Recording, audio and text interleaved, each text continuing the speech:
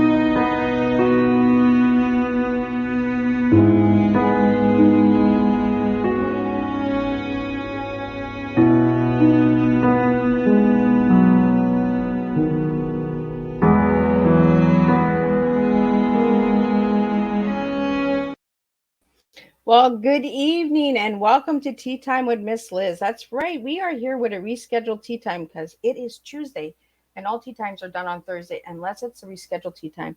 But tonight I have the incredible Amanda Elo'esh in the house and we will be sharing some strong TEA tonight. So before we get started, we're going to do all of the good stuff. We're going to jump in, do the disclaimer, do a little intro into her bio, and we're going to get her in here and we're going to spill some TEA. That's right. So grab your tea, grab your coffee, grab your glass of wine because you don't need to drink tea on Tea Time with Miss Liz because tonight we serve What Is Your Tea? So the disclaimer for Miss Liz's Tea Time live show. Miss Liz myself is going live using StreamYard. Before leaving a comment, please grant StreamYard permission to see your name at StreamYard.com. Please be advised that the content brought forward for any Tea Time show hosted by myself, Miss Liz, is always brought forward in good faith. However, may bring forward dialogue and opinions that are not representative of my platform. The facts and information are perceived to be accurate at the given time of airing. All Tea Time guests and audience participants are responsible for using their good judgment in taking any action that may relate to the discussion. The content brought forward may include discussion for some where they may be emotionally at risk. It is significant to know that this show is engaging in discussion forums only to offer and inspire awareness and connection, and is not providing therapeutical advice. If you have any questions about the disclaimer or the panelist discussion, you may freely contact me, Miss Liz, through my email at bookingmissliz@gmail.com. Moving forward, should you choose to voluntarily participate in tonight's show in any aspect, I myself, Miss Liz, welcomes you. And should you decide that tonight's show is not made for you, I will see you at a later date and a later time. And again, all tea times are on Thursday unless it's a rescheduled tea time. So now let me give you a little bit about Amanda Elo'esh. She's sitting in the back of the studio, and we're going to do something a little different tonight on Tea Time. So be sure to tune in. Share this tea time and get it out there. So Amanda Elo'esh is your quicker, waker, upper, and has been receiving visions and guidance for these powerful times of uncertainty and transformation for 40 years. She's passionate and pursues academic and mystical international, I'm not saying that right, to help you access your inalienable. I'm sorry, guys. My tongue is just twisting tonight. Sovereignty. I'm going to get her to mention that all when she gets in here. By eliminating painful subconscious patterns and cores, wounds keeping you limited and stuck. She received her master's degrees in counseling, psychology, and expressive arts therapy, as well as her certification in integrative medicine guided in imaginary and expressive arts from California Institute of Integral Studies, and has shared her gifts at California Pacific Medical Center's Institute for Health and Healing and Marin General Hospital. She's the author of the Unlock Your Success Codes and the Go Ask Alice Oracle and Tea Party game. That's right, tea parties. and we're on Tea Time. So to get the full bio of Amanda, go check out Miss Liz's Facebook page. It is all there, and also on my LinkedIn and all of those other good platforms. So let's get Amanda in here and let's serve some good, strong TEA. Yay. Thanks Welcome, for having Amanda. me. Yeah, I gave you a bit of a tongue twister bio. I know, right? My tongue is just twisting. I struggle sometimes with those words, and I'm just like, oh my goodness, I'll just get the guests to say it correctly. So for anything that I've said wrong, please accept my apology and share a little bit more about who you are, Amanda, and all of that good stuff that I haven't mentioned. Mm. Well, one of the words that you struggled with is one I've had to practice. It's inalienable sovereignty, and that's really been my life's mission. I have been blessed with the gift of kind of seeing beyond the third dimension and being able to connect with Source, God, Creator, however you want to put that label, or the way that you connect with it for yourself, and been able to see kind of a bigger picture around humanity. And while it's been a gift, it's also been a challenge, because I've wanted to know, how can I help other people? Because when we don't have an awareness of our multidimensional selves, we know, whether you believe in God or whether you're an atheist, we know that we are part of a multidimensional reality. And when we have better understanding of our interaction with the multiverse, the multidimensional realities, then we have more freedom, we have more power. And when we're not aware of that, then we are disconnected from our super senses and from what we're capable of in this lifetime.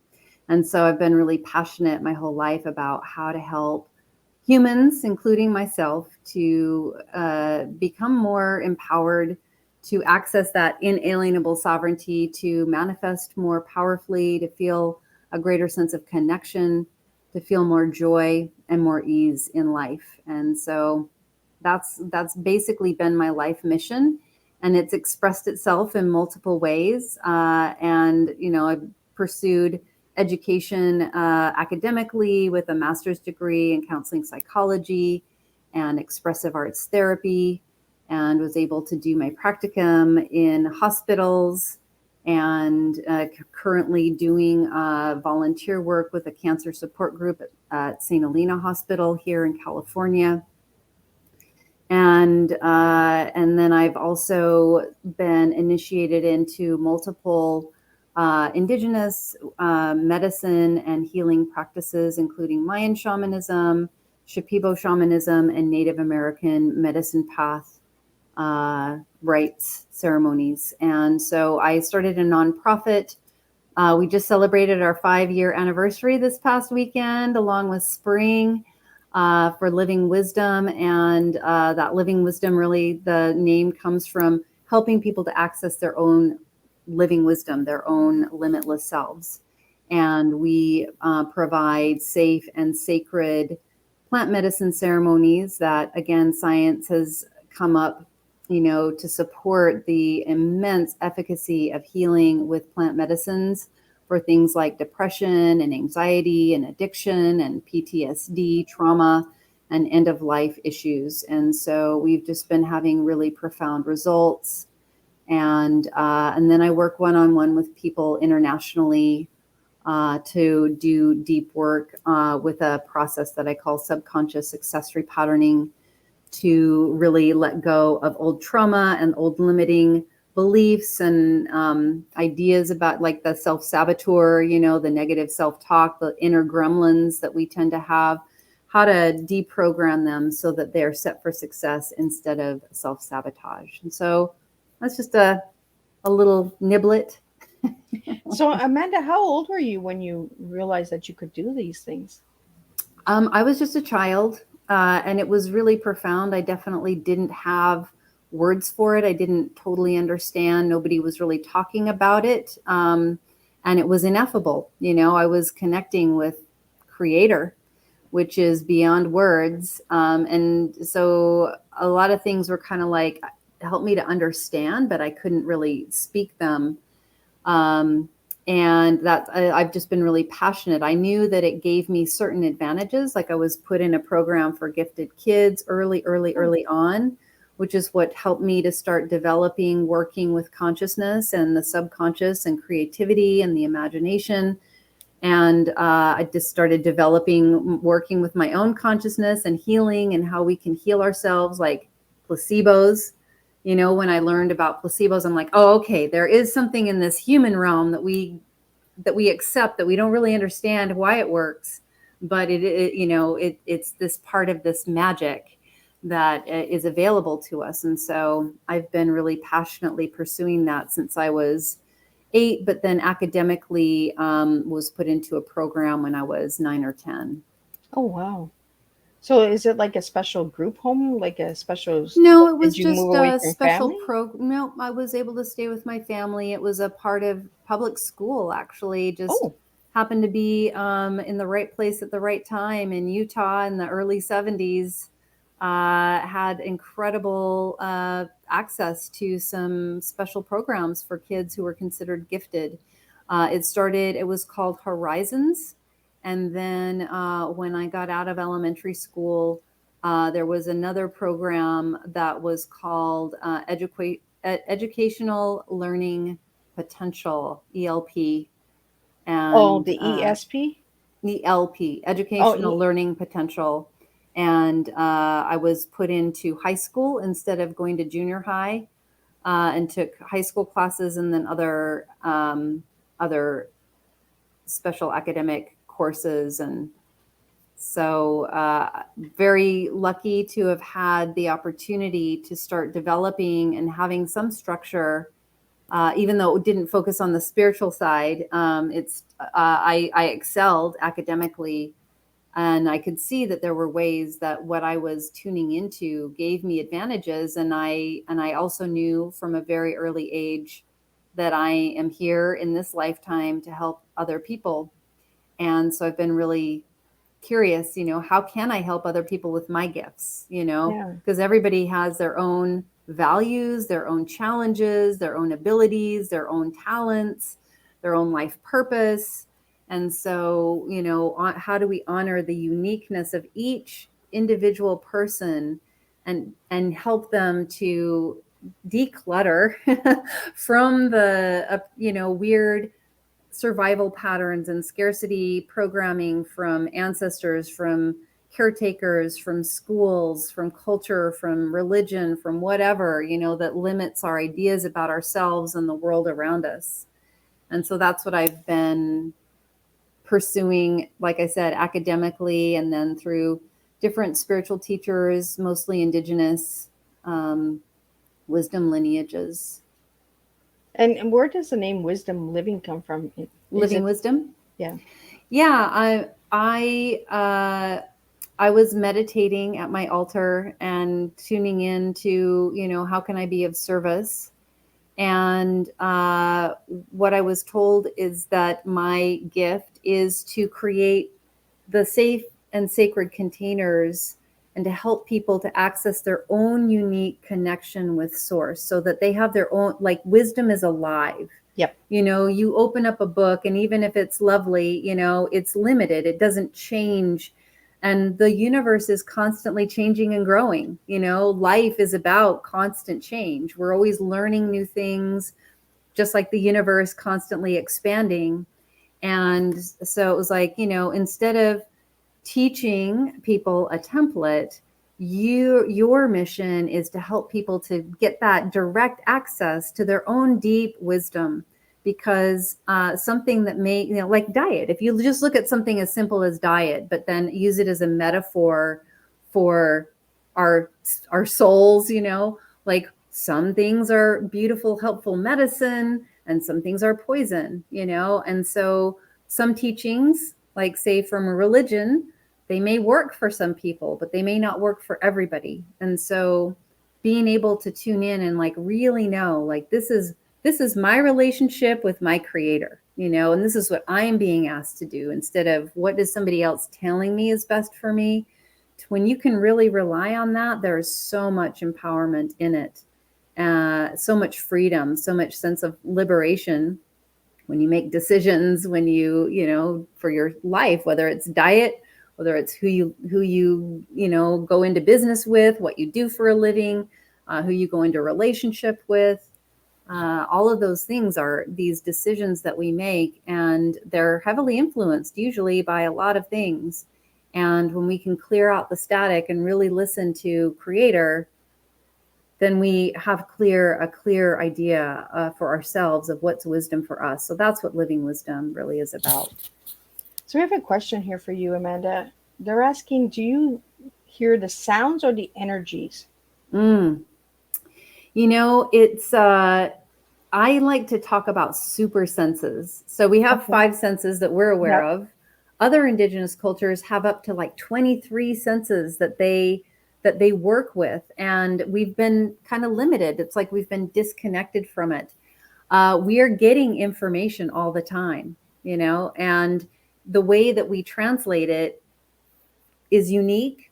And for me, sometimes I feel things. Sometimes it's just a direct knowing. Sometimes like I hear something, like it's clear words, but it's not like I'm hearing voices, but it's like a clear voice speaking to me. And sometimes I get visual metaphors that really show me, okay, this is what's going on. Oh, I get it. It's very clear. So it comes in a lot of different ways. So you get a bit of both, right? So you get the sound and the energy? A lot, all of it. and it's sometimes it's easier to describe visually. Sometimes it's easier to describe audibly. Sometimes it's easier to describe as felt sense. But I love that question. And we have another question here. Yeah. Have you ever spoken to somebody who has passed? No, not particularly. I don't channel that way. Okay. But I have felt like I have a spirit brother who I know that we were together in many lifetimes, and he was a teacher for me as well. And he passed away several years ago, and there are many times when I can feel his presence, and I get strong. Like not long after he passed, I went on a hike, and there was a beautiful owl just on the trail, like on the ground. And I knew that was him coming to visit me, but no, haven't had like a dialogue with anybody who's passed. We have another question here. You mentioned that you work with healing for trauma. So what process do you go about for that? Yeah, I love that question, because so many people have experienced trauma, whether it's, just the normal dysfunction of a family, or serious trauma. We all tend to have it. And what I find is that these traumatized parts of ourselves, it's like when that experience happened, especially in childhood, it's like that part of us gets locked in the trauma, and it's always playing the loop. And sometimes it's very quiet, and we can push it back into the, into the corners and carry on as though it's not there. And then when it gets triggered, it's right up in our face, but it's basically stuck in this repeat loop. And so what there's a process that I can't say I created it. It was more like Spirit said, pay attention to how you're healing your own trauma, and then show other people how to do it. And I feel like it was a gift from God. And I call it Subconscious Success Repatterning. So when your system is in trauma, what's happening is the conscious mind loves predictability, and it's always looking for patterns that it can predict what's going to happen. And then in the subconscious, that trauma is on loop, and it's like an algorithm. It's set to repeat itself over and over because that's what it's stuck in. That's what trauma is. It's just stuck in that loop. And then the conscious mind loves predictability. So it's listening to that loop, and then it's looking for ways to identify that trauma happening again. And then we unconsciously end up manifesting things that continue to look and feel like that old trauma. And so the way to stop it is to bring healing and resource to the actual core of the trauma. So that means going into the subconscious, which not everybody knows how to do. And it's very tricky to try to do on your own, but to bring love and kindness and compassion and healing to that part that's locked in that repeat loop. So I work with guided meditation. I work with somatic awareness, because you can usually feel it in your body, heart, anxiety or clenched jaw or sweating or all kinds of ways that it manifests. And so I use those physical tells and guided imagery, which is something I've been working with since I was a little kid, to go in and bring love. It's like bring healing. If you imagine like you saw a deer caught in a barbed wire fence, right? It's thrashing around, and it's making the wound worse. It doesn't know what's happening. It doesn't know what it's caught in. It doesn't know how to get out. And how would you approach that deer? With a lot of gentleness. You wouldn't go in and like just try to be rough. And, this is what we do with subconscious success repatterning. We go in very, very gentle, very, very slow, so that that part can stop looping and calm down and trust that conscious approach of the healing support. And then it gets that healing. And then all of a sudden it's like, okay, I get it. I'll calm down while you pull the barbed wire off. And now I'm free and now I can go. So I'm guessing this is a comment. They're saying it's almost like the process of an orchestra building. Ooh, I love that. I've never thought of it like that, the universe and the patterns and all that, as music, right? As the flow of music. Yeah. So that's really beautiful. They're saying it's the buildup of the orchestra learning the new tune. So as a practice. So it's like you said with the deer, right? You don't go in and you boom, boom, boom, boom, boom with the drums right away. Yeah, you kind of come off with the soft stuff, the little track. It's all about the treble, no bass. Up, right? Right? But I've never thought of it like that, like the transformation of healing as the orchestra of music, Mm-hmm. I love that. It's really beautiful. Sound is actually very healing. We know that matter is really a relative perception. And we know that everything that's physical, is actually a bunch of energy particles vibrating at certain frequencies. And sound, we do sound healing as a part of our ceremonies. And I've done sound healing for a long time. And those sound healing ceremonies are really profoundly healing. They shift things for people. And so it's a good metaphor, but it's also literally a beautiful way for healing. Yeah. Well, and it's the music and the patterns and flows, right? Because you said like you do the sound therapy. Yeah. So you start off as a soft ring and then louder and louder, right? Yeah. So yeah, I just beautiful. Yeah, that's beautiful. Like, thank you for the comment. Yeah. So I want to get into your tea, and then we're going to do a little switch up. We're going to do a lot of different things here. We're going to talk about tea parties because Amanda has this cool tea party that's coming up. So we're going to talk about that as well. Yeah. So if you have any questions or comments, you can send them into the chat box here, or you can send them directly to Miss Liz in my DM, and I can pull them up as we're having this open discussion tonight. So Amanda, if I ask you what your tea is tonight, what is your tea that you're serving us? The tea I'm serving you is taking everything as is.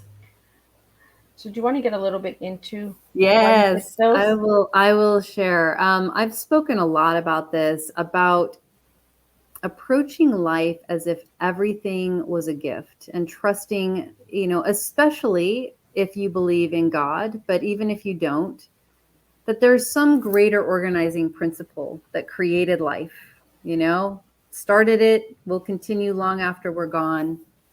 And everything that we are thinking, we manifest what we're making up, basically. We're making up meaning about everything. We choose to assign meaning to everything that happens to us. And if you approach everything in your life as though it was a gift, take everything that shows up and accept what it is instead of fighting with it about what it is, and being curious about how to discover what the gift is, if it's hidden to look at it as a treasure hunt, you know? And this is what I find with the work that I do is most of the time, these painful patterns are often these really beautiful gifts, talents, gems, qualities that a person has inside of them that was attacked, that was traumatized, you know, and now it's stuck in something. If I can swear, I call it a shit pearl. Absolutely. It's like sometimes we have to pearl, throw the shit right? out there, right? A pearl is a little agitation, you know, it's this little irritating thing that gets covered in something beautiful. But a shit pearl is something really, really beautiful about us that gets covered in a lot of shit, the trauma. And then we forget, we get disconnected, and then all we experience is the trauma, is the hardness. And then we end up adding more layers to the shit pearl. And so my work is, what if you assumed that everything that happened in your life was actually a gift, and your goal, your calling was to uncover and discover what is the gift? And so with the healing of the trauma, it's like, let's clean off all those shitty layers and get down to the core of it. And always, I'll say always in my own healing path, and always with my clients, there is something really beautiful and priceless and valuable at the center. And I think we all have a shit pearl in us. Oh yeah. If you're doing any kind of negative self-talk or sabotaging yourself, then there's something in there to explore and discover. And I really like your tea, you know, because it's so simple, taking everything as is, you know. Sometimes we look so hard at things that it's right in front of our eyes. The answer is right there, you know, and life is a gift. So I want to get into, you have a tea party coming up. So if you want to Yes. share a little bit about that. So Yeah, I'll share about what the tea party is based on. I'm hosting the first one, in-person one since COVID hit, is April 17th in San Francisco, California at Crown and Crumpet in the after hours. We're doing a special tea party game. When I was getting my master's in counseling psychology at California Institute of Integral Studies, this is some of the tongue twister I gave you. I did a workshop on dreams and how to use dreams for deep inner understanding. And something that came through inspiration from doing that workshop, it was very magical. I won't go into that whole story, but was to write an oracle based on Alice in Wonderland. And so it's an oracle, you know, if you're familiar with an oracle, if you do angel cards or anything like that, you draw a card, and then you look up the meaning of that card. You usually think about a question or a circumstance in your life that you want information about. And then you pick a card and you look up the meaning.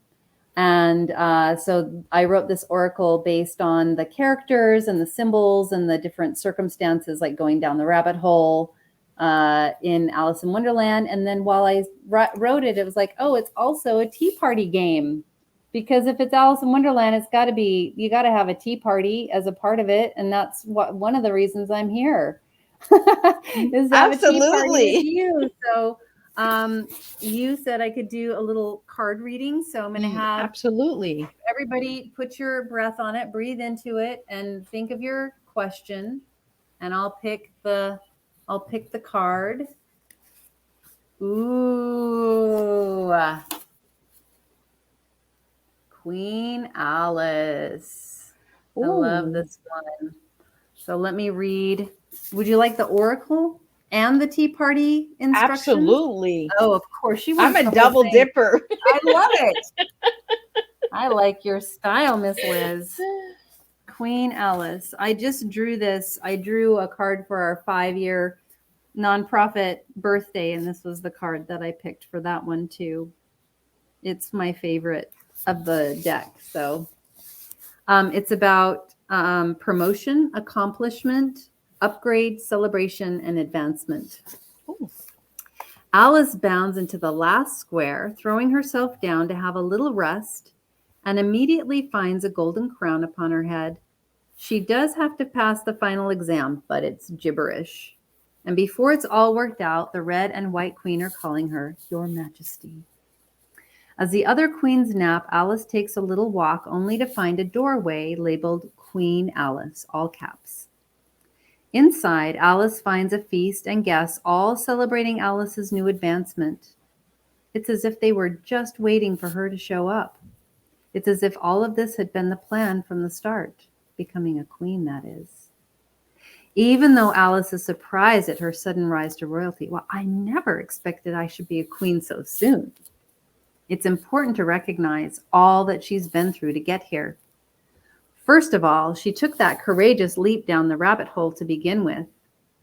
She did a great deal of growing and shrinking as well, had all sorts of encounters that, though they may have been disconcerting and disorienting, she came through no worse for the wear. She held her own with the bloodthirsty Queen of Hearts, engaged quite charmingly with a disappearing cat, swiftly escaped the dangers of the large puppy, rescued the baby pig from being butchered by the hot-tempered cook, drew the line with the Mad Hatter and his crazy entourage at the tea party, and held her own quite impressively with the multiple kings and queens with whom she rendezvoused. Yes, Alice has most definitely earned this right, and it may well be that you too have earned a promotion of sorts. In a way, this royal reward has been here all along, just waiting for you to claim it. What it is exactly may be obvious, and if it is, then allow yourself to really enjoy it. Take a moment to look back at all that you've gone through to get here. Remember who you were before you jumped down the rabbit hole, and recognize the regal being you are now. If your upgrade is not so apparent, then take a moment to check in and find what treasures are sitting in front of you. This is kind of like the ship pearl. What celebratory feast is laid out just for you? And each of these come with at least one meditation. And this is the meditation. If you're not aware of what your special reward is, in a quiet place, allow your breath to bring you into a sense of deep calm. Ask yourself what you hold within you that is worthy of being celebrated at this time. What challenges have you survived? And what skills and wisdom have you gained as a result of your successful navigation of the madness of Wonderland? Remember that having challenges and running into obstacles isn't a sign of failure. It is only proof that you have been on the training course for something better. No muscle is developed, no talent fine-tuned, no wisdom gained without some sort of confrontation and work. And the more you face, the more you stand to gain. So take this moment to find the treasure that may have been hidden in all of those battles and barriers that are now behind you. Really allow yourself to revel in how far you've come. Wow. And where can we get this book? I am just finishing up with a printer and the website to get it. You can buy it very soon, but you'll have to stay tuned, reach out to me, get on my mailing list. And this is one thing I love about this. So this is the Oracle side. And if you flip it over, then it starts the tea party section. So I'm gonna do the tea party part as well. And hopefully people can add in. They can play the tea party game with us. So now I'm looking up the Queen of Hearts on the tea party side of the book. Don't pretend you haven't imagined it. What would you do? What new laws, decrees, national holidays, international treaties, or worldwide scandals would you manifest if you were queen, king, or general commander-in-chief? Take a moment to share with one of your neighbors and then listen to what they have to say. So that's my question for you, Miss Liz. What kind of scandals or decrees or laws would you pass if you were queen of the world? Oh my goodness. What laws would I pass? Ooh, that's a good one, Amanda. The law of truth.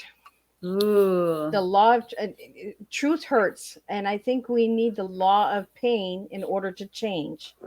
Good kind of pain. Releasing trauma, releasing that heaviness So not coming in, like you said, like with the deer, like on the fence and all that, not going in and just tearing it and putting fear, coming Yeah. in a different way of sharing the pain and releasing it. So I think by sharing the truth, we don't come at it like full force and say, boom, we're bulldozers here. We come in and we share that truth in a way that we can change and create solutions. Oh, beautiful. Yeah. Beautiful. And I would, anybody who's tuned in, if you'd like to add in what you would do if you were king, queen, commander in chief of the world. For me, I think I would do everything in my power to make sure that nobody went hungry, nobody was unhoused, and that all of the resources of the world were shared in a way that was respectful of the earth, respectful of all life, basically just really treating all life in a very reverent and respectful way. So the humans and animals and plants all got treated in a good way, and that all the resources were used to elevate everyone's life. Well, we do have a comment here. Somebody, I'm guessing a male, would like to be a king of weather, releasing the storms in a more peaceful way. Mm, yeah, there have been a lot of big ones that have taken a lot. Yeah, caused a lot of hard. Well, it's almost kind of like Mother Nature, right? So we need a Father Nature who comes in and just kind of He's calls signing the up. He's storm, signing up. King Nature. right? You just never know what's out there. Nice. Yeah, you can come over here and shine a little sun. We've had a lot of rain out here. Yeah, A lot we've had of, snow and rain, and it's just sloppy weather. We need a king of nature. all right. I'll vote for that. So Amanda, a little bit more into this tea party because you like to dress up. I've done my I do. research, and when you wear a tea hat, what does it represent? Well, I have a big hat. When I wear a tea hat, I mean, it says "Make tea, not war" on the back of it. Oh, okay. I should have gotten my tea hat. It's very tinkly. It has a key and a little drink me bottle, and it gets very clangy with with all the sound equipment. But I mean, I love to dress up because it helps me to step outside of my everyday Amanda Elo'esh self and to really step into an archetypal character, you know? So I like to dress for dress for the job I want to have, you know? So like for the tea parties, I like to dress really silly and colorful and playful. And I get very silly and colorful and playful when I MC the parties. When I dress for ceremony, I dress in a more goddessy, priestessy way, and it helps me to tune into my more sacred self. So, do you know any of the history of why people dress up for tea parties? I don't know. I Yeah. mean, it's probably colonial and not really the best, but we're we're gonna just let you know. I think it's great to, you know, be your most fabulous self. It doesn't have to be anything expensive, but you know, sometimes we have, you know, it's like we keep ourselves quiet, you know, behind the scenes. Sometimes it can be really helpful to be as fabulous as you can possibly be and have permission to just be your most amazing, brilliant self. So I don't know what the history is, but what I want to create and what I create at the tea parties is permission to be super bright, super creative, fabulous flamingos, tall poppies, you know, Well, it's brilliant. almost like the Alice in Wonderland movie, right? Where it was all like these fun, weird characters, like Yes, nothing made sense. It was all winky and wonky. Uh, yes. and I'm going to guess that Alice in Wonderland is one of your favorite movies.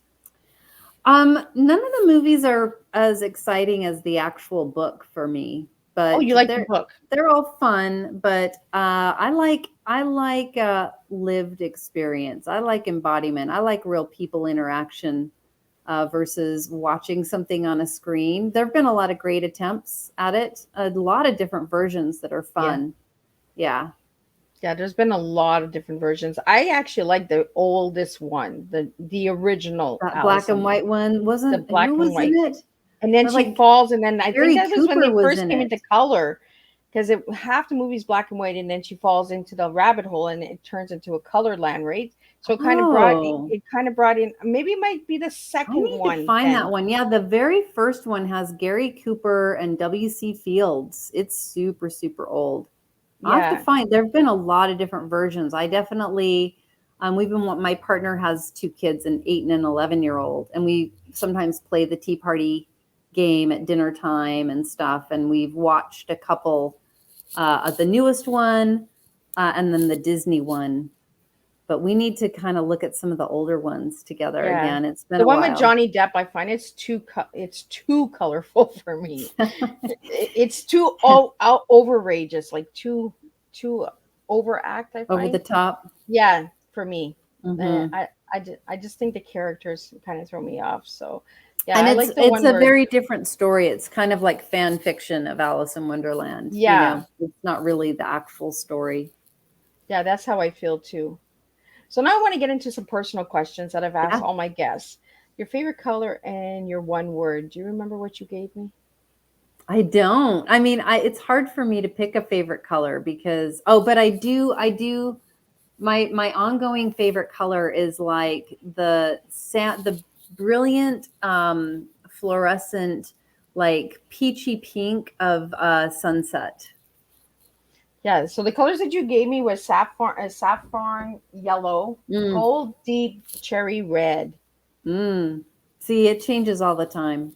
And I'm that's what it a is, right? changing We person. change as we feel, like our energies change, and our days change in that as well. And that's Yeah. why I ask all my guests these questions: is what's your favorite color? Because maybe when you come on tea time, it's not your favorite color Yeah. anymore. It might be a different color, but that day that I asked you, that was your favorite color. Nice. Yeah, those are good. I for me it's like what is it the color of? If there may be a blue I don't normally like, but I'll see it in a flower, like, oh my God, that's my favorite color right now. It's so beautiful. Or the colors of a sunset, if they were just on paper, it might not be something that's that appealing. So for me, it's about what is the full experience I'm having. The context, I guess, is a better way of putting it. And the word that you gave me was visionary. Why that? Mm. Why that word? So I think that's really been what I've experienced my whole life is receiving visions about myself and what I'm here to do, and has guided my life. And I love my life, and I love what I do. I love the work that I do, and I love all the people that my partner and I are helping. And that's been my vision for a long time. And so it served me. So we have a question here for you, Amanda. Yeah. What is your favorite ceremony? The one that I get to be in. Whether I'm facilitating or, getting to be taken care of in a ceremony. Uh, with Living Wisdom, we do several different kinds of ceremonies every month. We offer sound healing as a part of all of our ceremonies. We just did a cacao and sound healing ceremony that was so heart opening. Cacao is ceremonial chocolate, and it's so heart opening and so healing and very accessible. Most people can get with ceremonial chocolate. And then we also offer plant medicine ceremonies. One Saturday a month, we work with Wachuma. It's also known as San Pedro, which is Okay. a cactus. It's also very heart opening and brings in a lot of clarity, and it really helps to get rid of a lot of that funk I was talking about. It clears away all the shittiness, if you let it. And then once a month, we do an acacia and Syrian rue ceremony. And some scholars believe that acacia, that was the burning bush, that Moses had that connection with God. It has DMT in it, which is called the spirit molecule, Okay. which many people believe that ancient scholars, visionaries, spiritual leaders, that they were actually working with this sacred plant to help them to commune with source. And I love it because it's helping me to remember how I did it as a child, tuning in and getting information. Profound, beautiful, helping to go beyond dualistic thinking, expanding consciousness. It's similar. It has similar chemical compounds to the ayahuasca brew,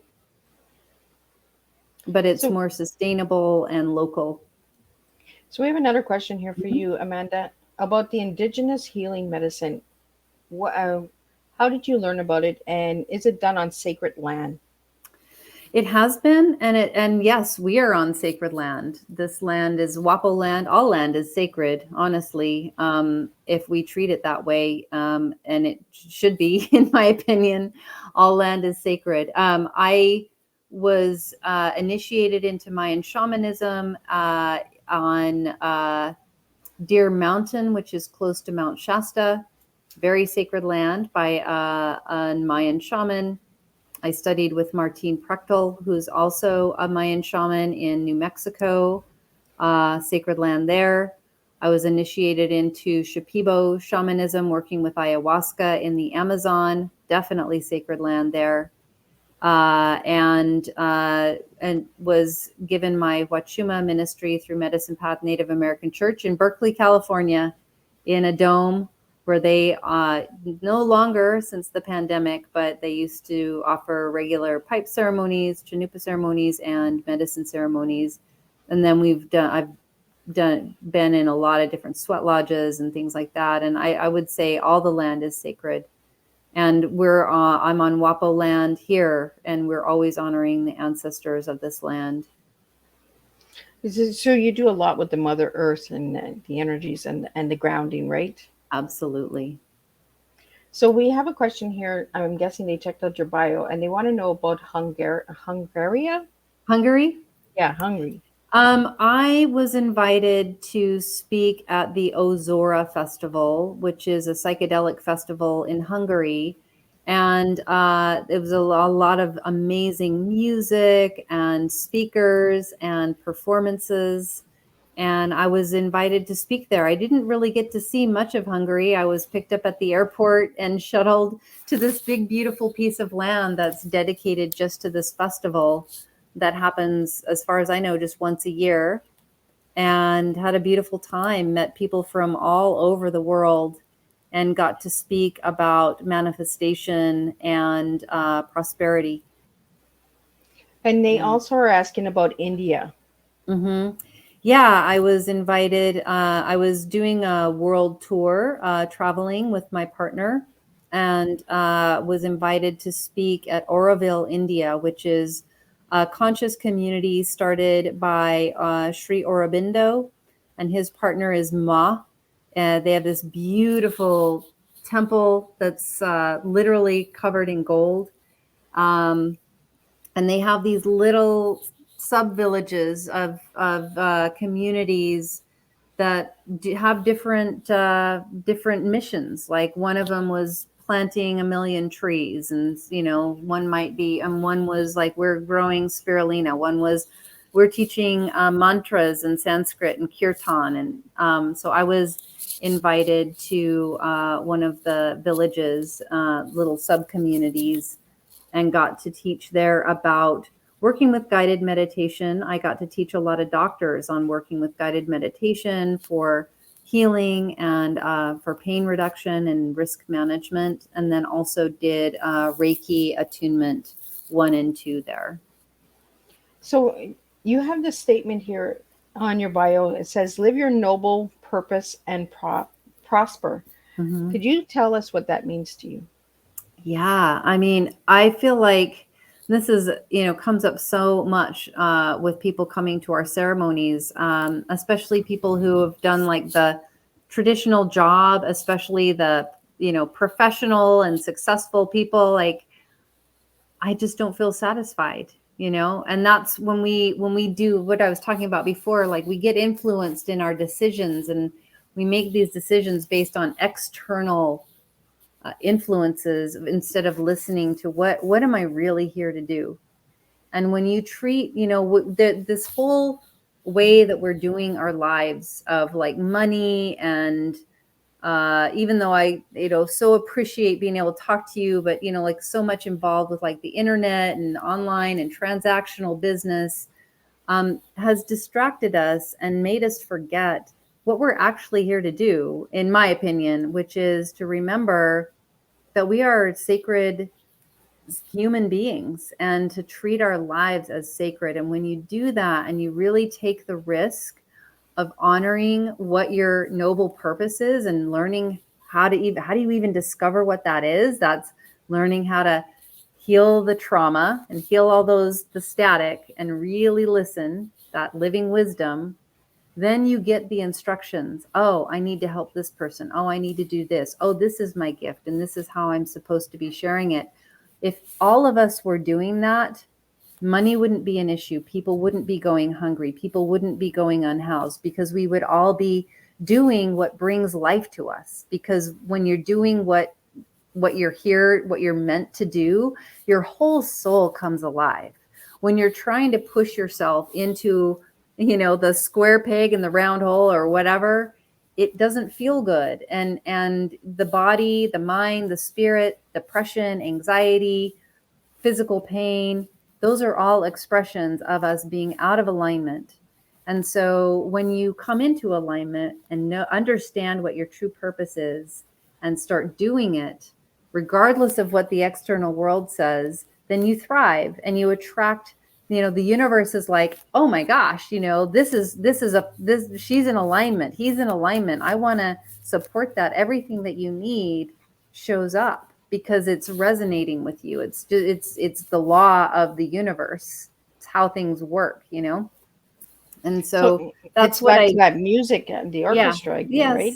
The flow. Yes, like if you have music, if you have certain instruments that are attuned to each other and you start vibrating one, they'll all start to vibrate together. They'll start to, even without playing them, they'll start to resonate with each other.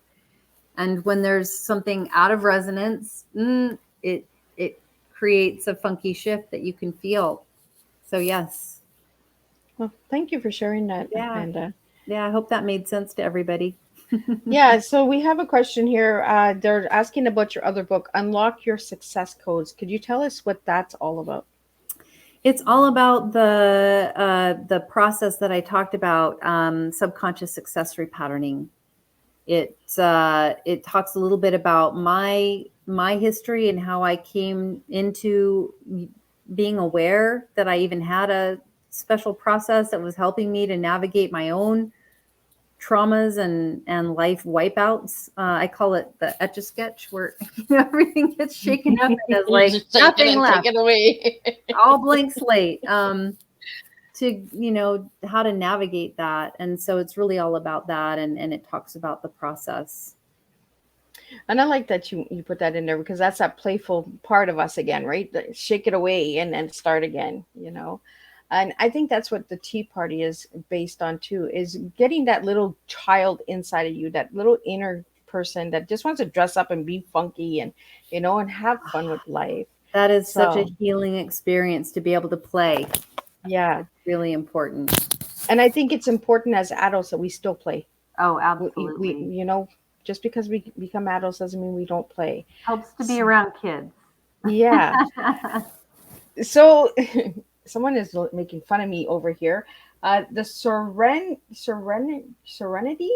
I can't say it right. Sovereignty. Mm-hmm. If you could share a little bit more on that, since Miss Liz can't say it. Well, I mean, sovereignty has a bit of a, not maybe the best history as far as the etymology of the word, because it, meant you're a queen and you're in charge, and there's not necessarily the best history there with colonialism. But inalienable sovereignty, it's like that sense of really having permission from Creator to treat your life in a sacred way and honor exactly those instructions. And when you really tap into that and become aware of it and become empowered to follow that, nothing else can have power over you. And then you are truly sovereign. And then the universe is truly at your back and there to serve you and give you what you need to fulfill your life calling. And we have one more question here. What is your super senses? What are the super senses? Yeah, we kind of talked about them before. So as I was mentioning, we have 5 senses that we're aware of. Sometimes we are aware of the 6th sense, but we are actually multidimensional beings. And gosh, how far should I go down the rabbit hole with this one? We can go deep. We got a few more minutes here. Okay, if you go back to Roman times, the Romans created a schooling system that was meant to subjugate the people that they were conquering. And that schooling system has been adopted by us, by Australia, by Europe, all over the place. The modern schooling system is a system to basically create people who are easy to control, easy to manipulate, and it doesn't really honor the uniqueness of each person. Okay. The English language was created to disconnect us from our magical self. So I talked about these indigenous cultures that have up to like 23 senses that they work with. It's woven into their language. And if you've ever learned another language, especially if it's not, if it's something like that works with symbols, it's very different from English. Your brain works completely differently. And the English language has been created to disconnect us from our awareness and a constant remembering of our actual true human potential and power.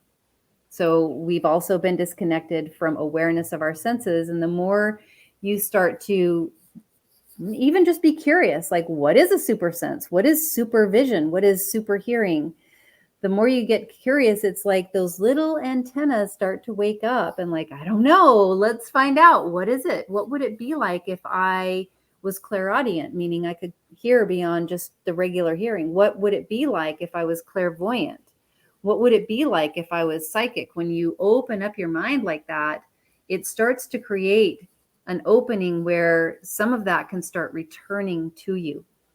And so super senses are the ones that are existing beyond the 5, beyond the 6 even, and they're available. All that information's there. It's just a matter of tuning into it and being aware of where we've blocked ourselves from it in our consciousness and unblocking that so that we can start to have access to it. And I'm still doing it myself, and the more I do it, the more intuitive, I'll say something, I'll quote something will come out of my mouth.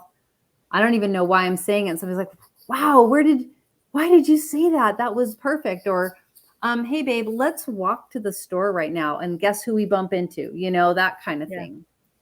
Yeah. So it's almost like your senses is saying you go for that walk. Yeah.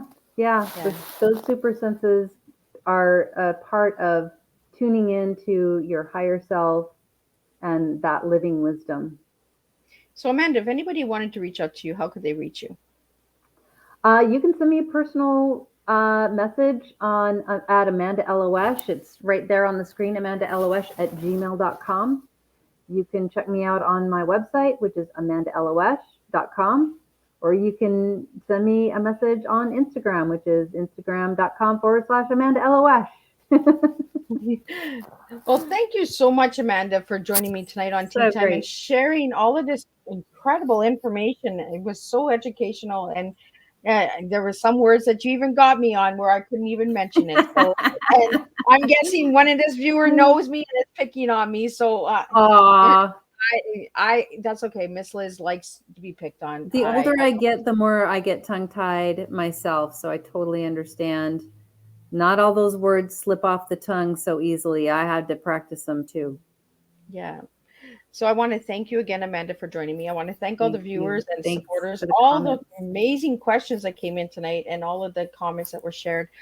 Thank you so much. I want to give a shout out to Jackie Zocola, who has given me Amanda tonight. Check her out, the Amazon network. She has amazing women that are connected on there. So many amazing people. So check Jacqueline out as well. So a huge thank you to Jacqueline Zakora for that. Yes. And a huge thank you to Amanda for showing up and sharing a good old strong cup of tea, because that's what we do here on Tea This is Time. my, look how big that mug is. On Thursday with 3 new tea times in the morning, in the afternoon, and in the evening, because that's how we roll here on Tea Time. So if you'd like to know more about Tea Time, check out Miss Liz's Facebook page or check out my website at www.misslizsteatimes.com. It's all there. So until then, I will wish everyone a good night, and I will see everybody Thursday morning, 10 a.m. for a tea from Kenya. Beautiful. Thank you so much.